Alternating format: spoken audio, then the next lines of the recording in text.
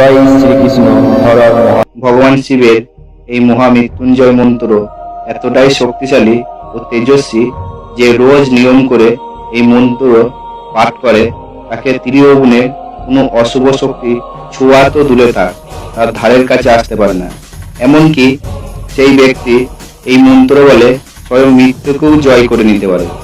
তাই বন্ধুরা, এই ভয়ানক দুর্দিনে রোজ ঘরে বসে এই মন্ত্র পাঠ করার চেষ্টা করবে, দেখবে যে সব রকম সমস্যা একে একে চলে যাবে।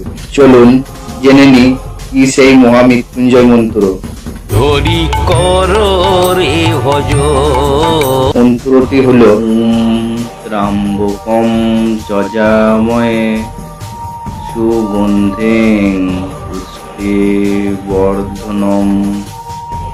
উর্বারুক্মিব বন্ধনা মৃত্যুর্মুক্ষীয় মামিতাৎ। ওম ত্র্যম্বকম যজামহে সুগন্ধিং পুষ্টিবর্ধনম উর্বারুক্মিব বন্ধনাৎ মৃত্যুর্মুক্ষীয় মামিতাৎ। ওম ত্র্যম্বকম যজামহে সুগন্ধিং পুষ্টিবর্ধনম উর্বারুক্মিব বন্ধনাৎ মৃত্যুর্মুক্ষীয় মামিতাৎ। চলুন এবার আমরা জানব এই মহামৃত্যুঞ্জয় মন্ত্রটি জপ করার নিয়ম। আমরা জানি সাধারণত যে কোনো মন্ত্র একেবারে 108 বার জপ করা হলে বলা হয় যে মন্ত্র পাঠ বেশি ফলদায়ী হয়।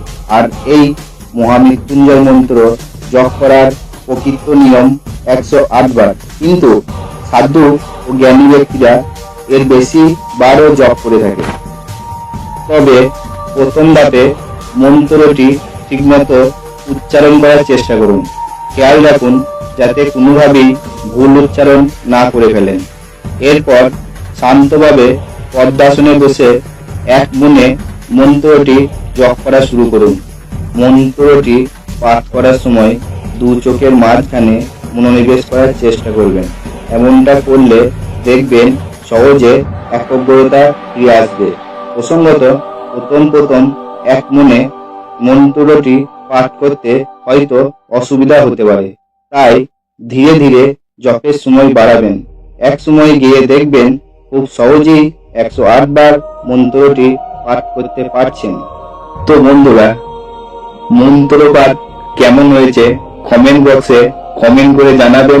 বন্ধুরা, যদি ভিডিওটি ভালো লেগে থাকে তাহলে লাইক ও কমেন্ট করে জানাবেন।